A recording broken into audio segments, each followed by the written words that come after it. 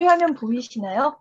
네. 네. 네, 오늘은 엘리자베스 블랙웰이라고 하는 여자 의과대학을 세운 미국 최초의 여성 의사에 관한 리뷰를 하겠습니다. 엘리자베스 블랙웰은 1821년에 태어나서 1910년에 사망했습니다. 사진에 보시는 바와 같고 이분에 대한 기록은 그렇게 많이 찾을 수는 없었습니다. 사실 저도 엘리자베스 블랙웰이라는 사람이 무엇을 하는 사람이었는지 이름만 리뷰하라고 이제 회장님께서 말씀하셨을 때는 몰랐었는데요. 이제 타임지에 2018년 2월에 Who is Elizabeth Blackwell? Why Google is celebrating her birthday? 이런 게 나왔는데요. 그러니까 구글에서 엘리자베스 블랙웰의 birthday에 이와 같이 구글 메인 화면에 블랙웰의 그림을 일러스트레이션을 올린 바 있습니다. 그림을 그린 해리엇 리 메리온이라는 여성은 엘리자베스 블랙웰이 탄생한 그 엘리자베스 블랙웰이 고향에 사는 화가라고 합니다. 보면은 그림에 이제 여성 의사로서 여기 여러 가지 그 당시의 진료 도구들과 왕진 가방 이런 것들을 그려놓은 것을 보실 수 있습니다. 엘리자베스 블랙웰이 누군지 모르니까 제가 사실은 이제 회장님께서 엘리자베스 블랙웰을 리뷰해봐라라고 하셨을 때 약간 당황했습니다.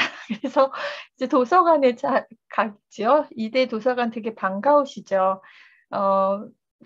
저도 오랜만에 갔더니 여러 가지가 바뀌어 있는데 이렇게 서가에 들어가서 이렇게 책을 찾으면 또 그 옆에 이렇게 또 열람할 수 있는 의자들이 있는데 이 의자들이 좀 굉장히 저는 이번에 새로 봤는데 로비나 이런 데가 변한 거는 지난해에도 봤지만은 열람실 의자는 처음 봤어요. 근데 마치 비행기 좌석처럼 이렇게 되어 있고 그리고 컴퓨터를 개별적으로 연결할 수 있는 이렇게 코드가 옆에 열면은 이렇게 꽂을 수 있고 개인 등도 있고 그래서 몹시 좋았습니다. 그래서 빌린 책을 여기서 읽고 여기서 오늘 보시는 슬라이드로 만들었습니다.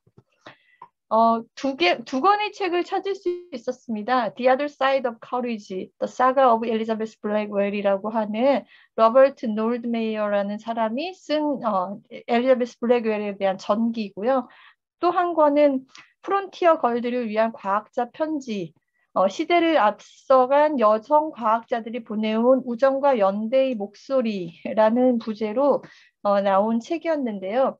아마도 이제 학생들을 대상으로 여러 여성 과학자들을 이야기를 간단하게 그들이 보내는 편지 형식을 빌어서 정리한 것입니다. 여기 빨간 원에 보이는 사람이 엘리자베스 블랙웰입니다. 그래서 오늘은 사실은 이게 그 첫 페이지입니다. 여자의과대학을 세운 미국 최초 여성의사 엘리자베스 블랙웰이 편지라고 되어 있고요. 만약 사회가 여성의 자유로운 발전을 인정하지 않는다면 그런 사회는 재건축되어야 한다라는 유명한 말이 여기 엘리자베스 블랙웰의 말이 써 있습니다. 그리고 이렇게 이제 난 젊었을 때 나쁜 여자로 몰린 적이 있어요. 제네바 의과대학의 신입생인 내가 대학가의 작은 마을에 나타나자 소동이 일어났지요. 마을 사람들은 여자 의대생을 처음 봤거든요. 사람들은 내 뒤통수를 가리키며 험담을 하기 바빴어요. 여자가 감히 돈 잘 벌고 존경받는 의사가 되기 위해 남자들과 경쟁하다니 괘씸하군. 이와 같이 그녀가 쓴 후대의 학생들에게 보내는 편지와 같은 형식을 취하고 있습니다. 그래서 이 내용은 이제 간단히 제가 이건 영어로 그냥 정리를 했는데요. 이 부분들을 그 서간문 프론티어 걸들을 위한 과학자 편지에 있는 내용을 오늘 제가 그냥 잠시 읽어드리겠습니다. 영화 외 책 읽어주는 남자라는 영화가 있잖아요. 그래서 오늘은 책 읽어주는 여자가 되겠습니다. 그래서 나는 1800 그냥 라디오 방송 들으시듯이 잠깐만 들어주세요. 나는 1821년 영국 잉글랜드 브리스톨에서 9남매 중 셋째로 태어났어요. 아버지는 부유한 설탕 제조업자였어요. 하지만 내가 11살 때 설탕 공장에 불이 나는 바람에 아버지 사업이 망했어요. 우리 가족은 돌파구를 찾아 미국으로 이주했어요. 1838년에는 더 큰 불행이 찾아왔어요. 가족을 먹여 살리려고 여러 가지 일을 하던 아버지가 갑작스럽게 세상을 떠나신 거예요. 남은 가족은 생계를 유지하기 위해 새로운 사업을 벌이기로 했어요.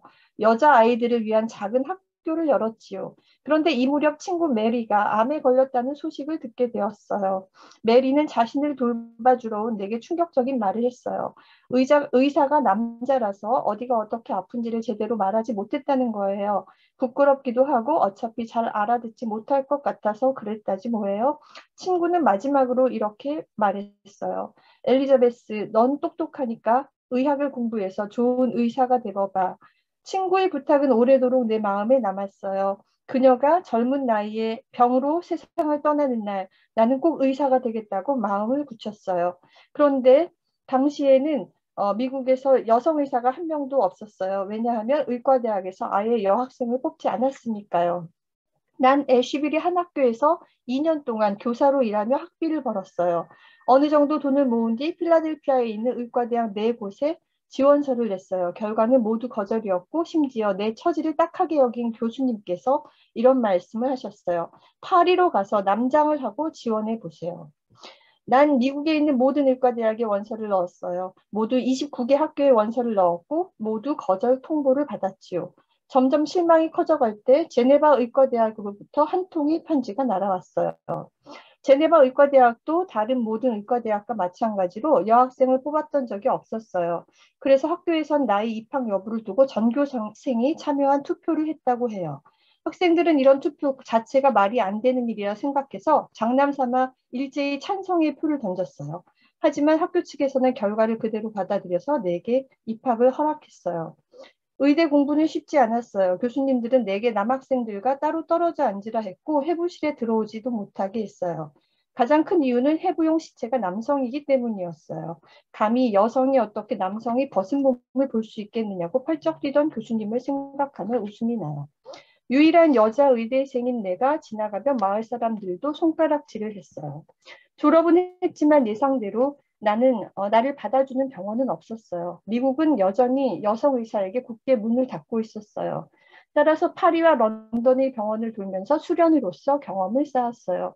이 시기에 나이팅게일을 만나서 친구가 되었고 우리는 서로의 꿈을 함께 나누며 우정을 쌓았어요. 나중에 큰 병원을 세우기로 했고 그 꿈을 이루었지요.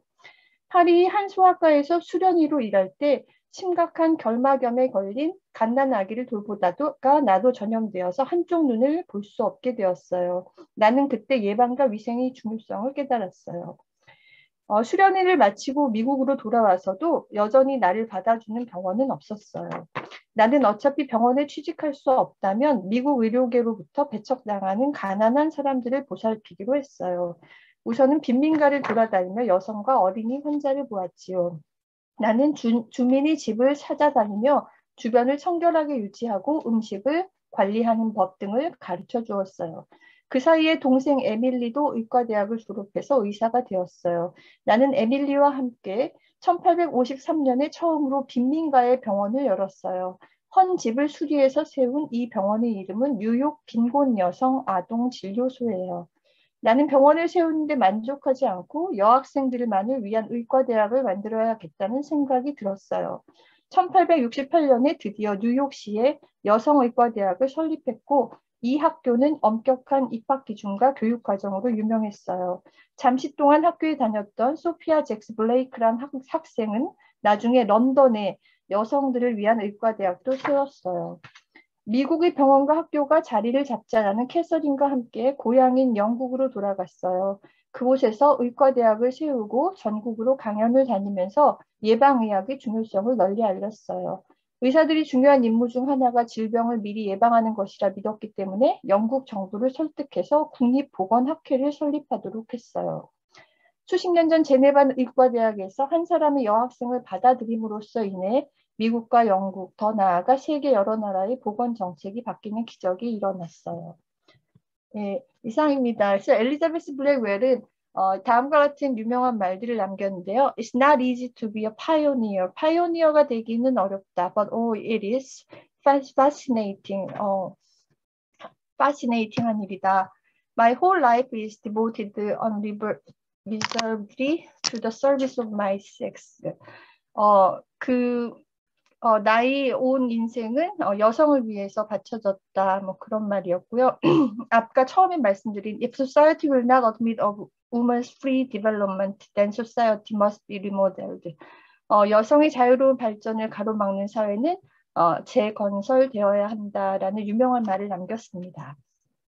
그래서 엘리자베스 블랙웰은 그 미국과 유럽에 매우 중요한 사회적 변혁을 일으켰고요.